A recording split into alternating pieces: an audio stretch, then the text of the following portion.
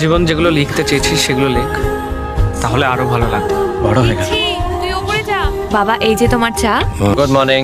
Good morning. আরে ওপর নিচ 5 অক্ষর 3 নম্বরটা স, এটা হারালে অপরের দাস হতে হয়। শব্দটা কি বলতো? এটা পারলেই না সামনের রাস্তাটা একদম ক্লিয়ার হয়ে যাবে। আত্মসম্মান। আরে ব্রেভো, তুই তো শব্দকে ঠিক শব্দ করতে পারিস। পুচকানটাকে যে কেন বোঝাস না? আমার জেনটা তোমার থেকে ল্যান্ড করেছে, আর পুচকানেরটা ডাইরেক্টলি মায়ের থেকে। কি করছো? চা।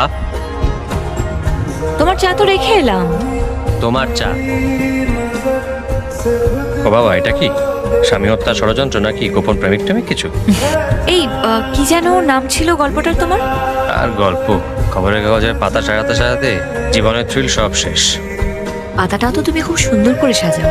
আচ্ছা, আজকে আসমা খানের ইন্টারভিউটা বেরিয়েছে?